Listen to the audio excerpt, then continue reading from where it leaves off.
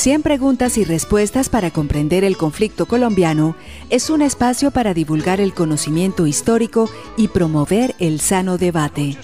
Orientan este programa los profesores Mauricio Albeiro Montoya y Wilmer Zuleta. ¿Qué puedo hacer por mi pueblo?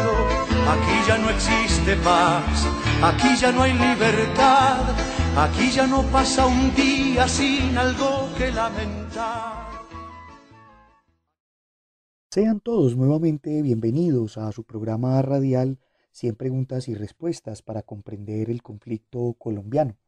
Como lo habíamos anunciado en nuestra emisión anterior, hoy continuamos de la mano del profesor y abogado Robert Velázquez. El profesor Velázquez, además de ser especialista en derechos humanos y en el derecho internacional humanitario, es especialista en Derecho Probatorio Penal y magíster en Derecho Penal. Además, actualmente se desempeña como funcionario de la Justicia Especial para la Paz. Con él hemos venido conversando desde el programa anterior sobre lo que es el DIH y los impactos que este mecanismo de justicia y de orden internacional tiene para un caso como el colombiano. Así que agradecemos al profesor por su deferencia con este programa y vamos a continuar en esta interesante conversación. Y para entrar en materia, doctor Robert, yo le quisiera preguntar, hablemos un poco de eso, de lo que significan los delitos de lesa humanidad y cómo son tratados estos en un ordenamiento como el del derecho internacional humanitario. Muchas gracias, Mauricio. Qué bueno poder estar nuevamente contigo y con todos los oyentes de esta emisora de la Universidad Nacional.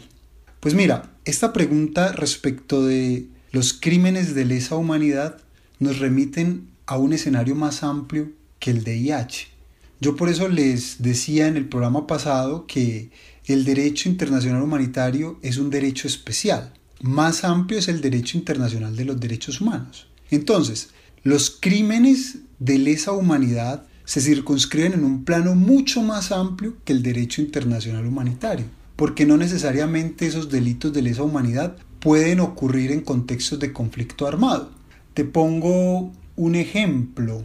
Se me ocurre el ejemplo de los Khmeres rojos en Camboya. Ahí hubo un conflicto armado, pero los delitos fueron posteriores al conflicto armado, ya cuando la guerrilla del Khmer rojo era gobierno. Y ahí es donde viene toda esa parte del genocidio y del exterminio sistemático a la población civil, el desplazamiento de la población. Entonces, cuando hablamos de delitos de lesa humanidad, nos circunscribimos en un plano más amplio que son los crímenes internacionales. Y ahí estamos en la competencia de la Corte Penal Internacional, Estatuto de Roma. Y ahí, en el Estatuto de Roma, nos va a decir cuándo hay un delito de lesa humanidad. Y es claro, crimen de lesa humanidad es un ataque generalizado sistemático contra la población civil y con conocimiento de dicho ataque. Miren, ahí lo fundamental para entender que es un delito de lesa humanidad es que ese ataque sea a la población civil y tenga dos características fundamentales: generalizado o sistemático, lo uno o lo otro. No es lo uno y lo otro, no, o generalizado o sistemático. Ahora, dentro de ese ataque generalizado sistemático a la población civil caben muchos otros delitos. Por ejemplo, el exterminio, el asesinato, la esclavitud, la deportación o traslado forzoso de la población, la encarcelación o privación grave de la libertad, la tortura, la violación, la persecución a un grupo con identidad propia. Pensemos aquí en un grupo religioso, pensemos aquí en una comunidad indígena, pensemos aquí en un grupo político. El crimen de apartheid o cualquiera que se les parezca a estos. Pero ojo, insisto en esto, su característica tiene que ser sistemático o generalizado. Te voy a poner un ejemplo: el baile rojo, el exterminio contra la Unión Patriótica se considera un delito de lesa humanidad. ¿Por qué? Porque fue generalizado, y no solamente generalizado, sino que fue sistemático, reunía las dos condiciones, y fue contra un grupo con identidad propia, una identidad política. Otro ejemplo, pues en Colombia nos sobran ejemplos: la cantidad de desplazamiento forzado que se han venido desarrollando a lo largo del conflicto armado colombiano. Entonces, cuando hablamos de delitos de lesa humanidad, estamos en un escenario muy amplio, no exclusivamente del VIH. Ahora, dentro del contexto del conflicto armado interno colombiano, de todas esas categorías de crímenes que yo les acabo de denunciar, podemos identificar muchos. Puse el ejemplo del baile rojo, pero hay muchos otros. Hay muchos otros que creo que no alcanzaría en este momento a describir y que al interior del derecho internacional humanitario adquieren la categoría de crimen de guerra. Doctor Robert, hablemos ahora de ese tipo de violaciones cometidas contra el VIH por los diferentes actores del conflicto colombiano. Me refiero al caso de guerrillas, paramilitares y fuerza pública. ¿Cuál es el contexto para entender esas violaciones que cometen estos actores? Yo creo, Mauro, que es importante entender ahora un concepto, y es el concepto crimen de guerra. Ya dijimos en el programa pasado que el derecho internacional humanitario busca proteger a las personas que no participan del conflicto armado interno o internacional y que busca humanizar esas costumbres de la guerra. Y resulta que los crímenes de guerra van a ser todas las violaciones a las leyes o usos de la guerra. Porque recuerden también que en el programa pasado hicimos una diferenciación entre lo que era el derecho de La Haya, cómo conducir la guerra, y el derecho de Ginebra. Entonces, cualquier afectación o cualquier crimen que se cometa en contra de los usos de la guerra o la protección a los civiles se considera crimen de guerra. Y estos crímenes de guerra se juzgan de esa manera y se denominan de esa manera, crimen de guerra. Ya tenemos antecedentes históricos que juzgaron a los criminales de guerra. Y el más reciente, vámonos a los más recientes porque pudiésemos irnos hasta casi la Edad Media. Pensemos en los juicios de Nuremberg. Aunque personalmente con los juicios de Nuremberg yo creo que esa fue una justicia de vencedores sobre vencidos, pero marcó un referente ético y moral frente a la costumbre de la guerra. Y allí a los nazis que los enjuiciaron fue por crímenes de guerra. Luego viene, por ejemplo, el Tribunal para la Yugoslavia. A Slobodan Milosevic lo juzgaban, era como un criminal de guerra. Vienen el Tribunal para Ruanda, también allí lo que se juzga es a criminales de guerra. Entonces, cuando hablamos de delitos en el contexto del VIH, estamos hablando de crímenes de guerra cometidos por combatientes, por jefes militares. Dicho esto y aclarado esto, entonces tenemos que decir que son muchos los delitos o crímenes de guerra que en el contexto colombiano se han cometido. Te voy a poner un ejemplo rápido. El ataque por parte de las FARC a Mitú. Fue un ataque indiscriminado porque ese ataque no preveyó uno de los principios del derecho internacional humanitario, que es el de precaución. Entonces ellos tiraban esos cilindros bomba, que son armas trampa, armas indeterminadas, que también están prohibidos por el VIH, y las tiraron sobre una ciudad y cayeron no solamente sobre la policía, cayó también en casas de civiles. Entonces ese es un ataque indiscriminado y en el VIH eso se considera un crimen de guerra. Otro ejemplo, y creo que este ejemplo es más candente y más interesante, son los ataques a la policía, porque la policía en la Constitución colombiana está definida como una fuerza civil armada. Y eso trae unos problemas porque en muchos contextos la policía ha obrado con unidades contraguerrilla como si fueran parte de las fuerzas militares. De hecho, una de las discusiones es a quién tiene que estar adscrita la policía, si al Ministerio del Interior o al Ministerio de Defensa Nacional. Y esto es muy importante porque muchas veces los ataques contra la policía se dan en contextos urbanos. Está un policía requisando o haciendo control ciudadano y entonces viene las FARC y lo acribilla, o el ELN, y entonces ahí ese policía ¿qué es? ¿Es un civil haciendo control ciudadano o es alguien que está haciendo acciones contraguerrilleras o contrasubversivas? Entonces mira que esto es muy, muy interesante y nos abre un panorama inmenso. Yo creo que en Colombia son muchos los crímenes de guerra que se han cometido y no solamente por parte de los grupos irregulares, también por parte de las Fuerzas Armadas. Tenemos lo que son falsos positivos.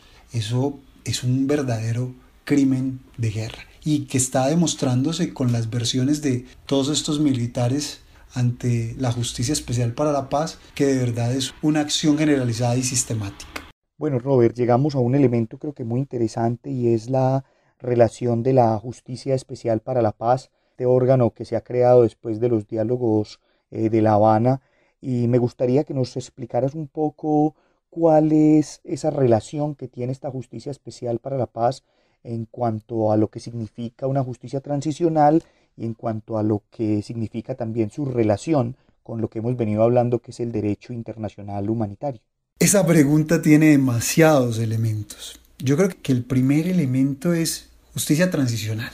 Y hay que entender qué es la justicia transicional. Mire, la justicia transicional es una justicia que busca terminar un conflicto. Punto. No es una justicia para castigar, no es una justicia para imponerse, no es una justicia inquisitiva, no. Es un modelo de justicia que se negocia precisamente para decir, con este modelo de justicia terminamos un conflicto. Y eso fue lo que se hizo en Colombia y se ha tratado de hacer. Y el modelo vigente actual, que es el modelo de la Jurisdicción Especial para la Paz, no es nuevo. Tenemos el antecedente de lo que fue o de lo que sigue siendo Justicia y Paz, de pronto con algunas falencias que tiene este modelo, y con base en esas falencias fue que se construyó el modelo actual, ¿sí?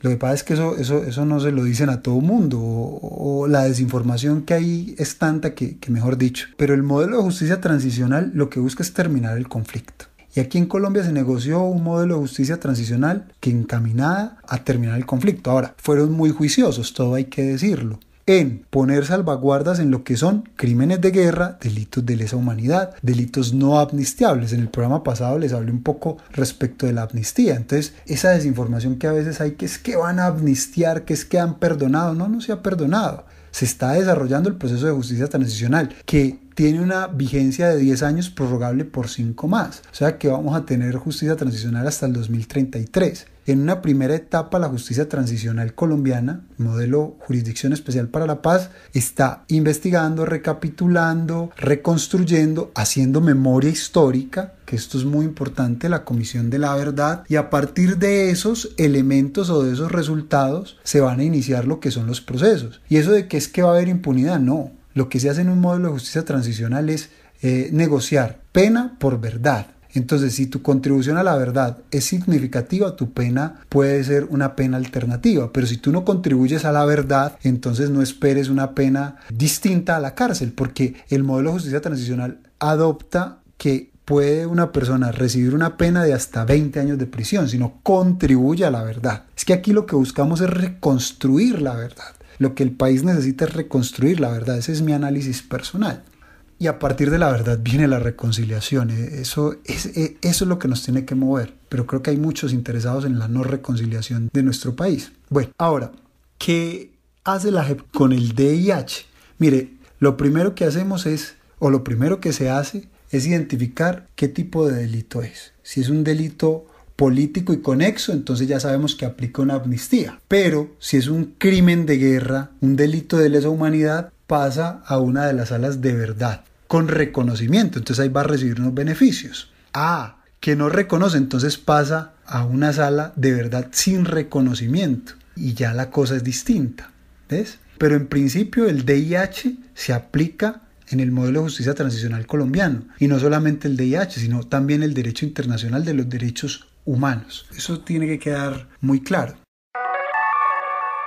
Usted está escuchando 100 preguntas y respuestas para comprender el conflicto colombiano. Robert, en este mismo orden de ideas, pues en este año se dio una sentencia por parte, o al menos no una sentencia, pero sí un concepto por parte de la Justicia Especial para la Paz en relación con esta mujer conocida como Marilu Ramírez, más conocida pues como Mata Hari, que había participado en un atentado contra la Escuela Superior de Guerra en el año 2006, y la JEP dio un concepto pues que resultó bastante polémico. Me gustaría que nos dieras la apreciación y a partir de lo que estamos hablando sobre este concepto pues que resultó para la opinión pública bastante controversial.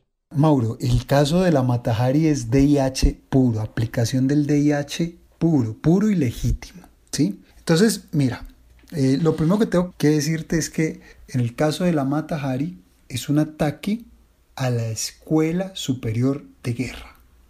que se ubica en la Universidad Militar. Eso hay que tenerlo claro. Ahora, la Universidad Militar de Colombia no estaba en ese momento, en el momento del ataque, no estaba adscrita al Ministerio de Educación, sino que dependía del Ministerio de Defensa. Entonces, ahí viene el primer elemento problemático. ¿Es una institución de formación militar o es una institución de educación superior? Por ahí hay algunos que quieren ahí como valerse de esa línea oscura, pero no. O sea, claramente era una institución de instrucción militar.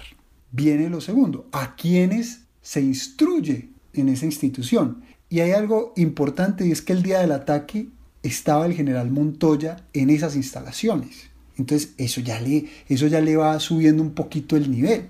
Entonces no estamos frente a un ataque indiscriminado, estamos frente a un ataque dirigido a una instalación militar donde se capacitan los altos mandos militares. Entonces ahí la pregunta es, ¿ese es un ataque legítimo o ilegítimo?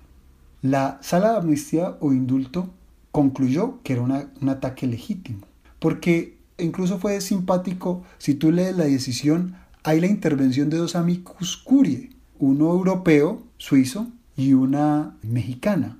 Y el uno dice sí y el otro dice no, porque es que no es tan fácil. Miren, estos temas de derecho internacional humanitario no son tan fáciles. La gente y muchos penalistas creen que saben de derecho penal internacional o de derecho internacional humanitario. Y no, y yo vi una cantidad de colegas, incluso compañeros y amigos míos, diciendo, y uno dice, bueno, no, este no entiende que es que eso no es tan fácil como medir delitos comunes. Y en el caso de la Mata Hari, sí hay un elemento problemático, y es el de las víctimas. Decir quiénes son y quiénes no son víctimas, para mí ahí hubo como un elemento difícil de abordar. Pero de resto fue una decisión tomada en DIH puro. De hecho, el profesor Cayambos, que entre otras cosas fue mi profesor, excelente, en la revista Semana, el profesor Ambos hace un análisis y dice, la decisión de la JEP fue una decisión en derecho internacional humanitario puro.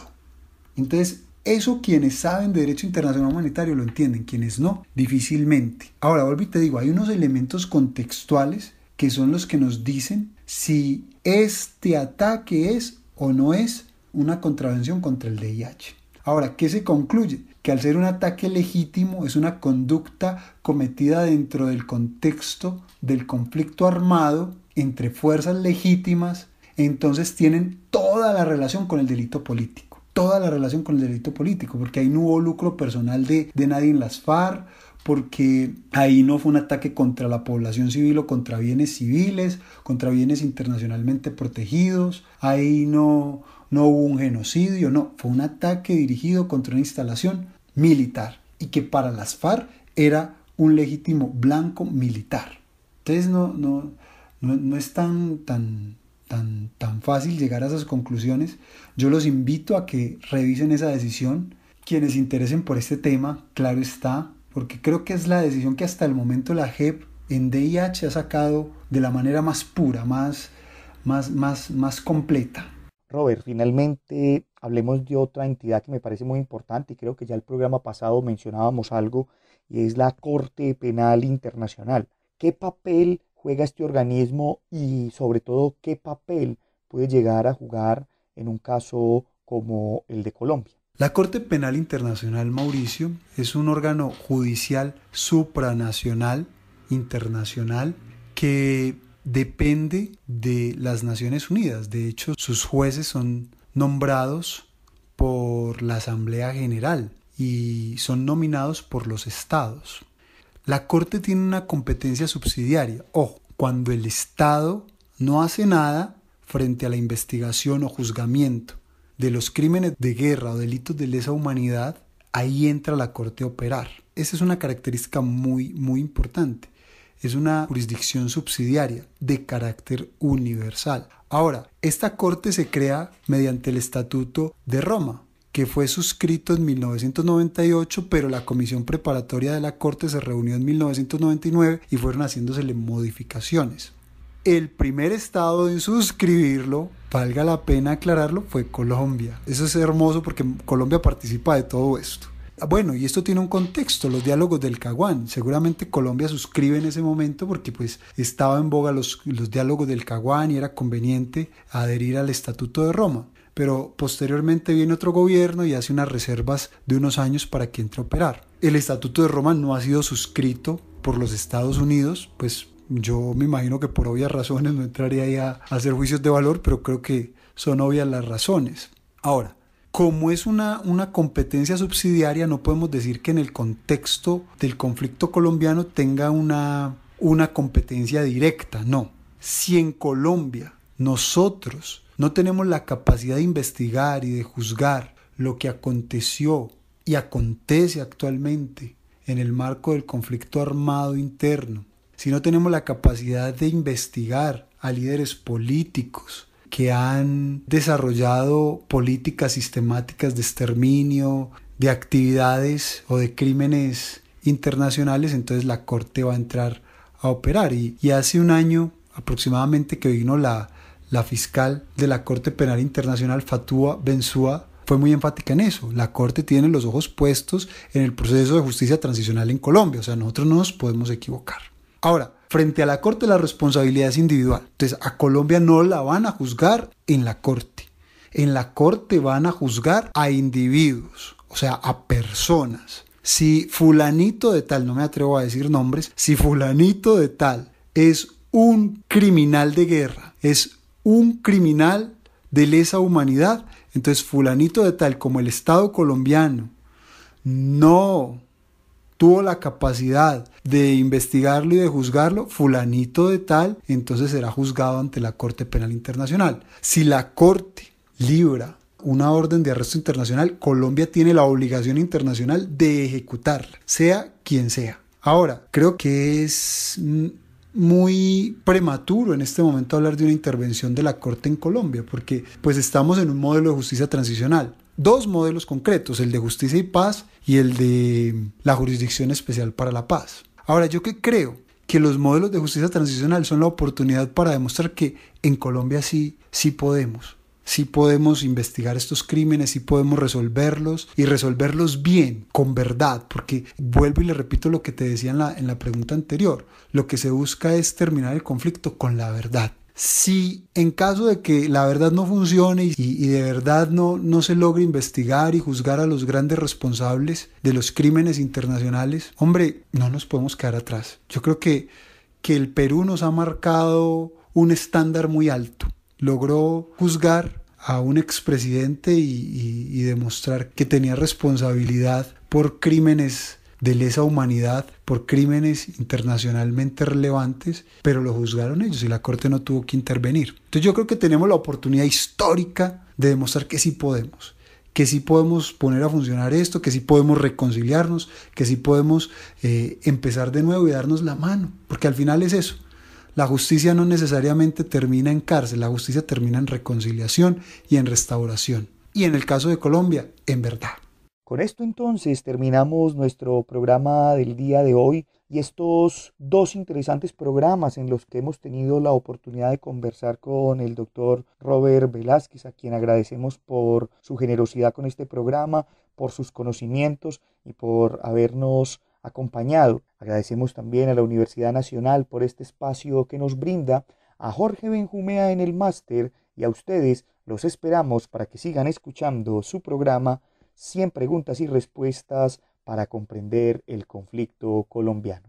Hasta pronto. 100 preguntas y respuestas para comprender el conflicto colombiano es un espacio para divulgar el conocimiento histórico y promover el sano debate. Orientan este programa los profesores Mauricio Albeiro Montoya y Wilmer Zuleta. ¿Qué puedo hacer por mi pueblo? Aquí ya no existe paz, aquí ya no hay libertad, aquí ya no pasa un día sin algo que lamentar.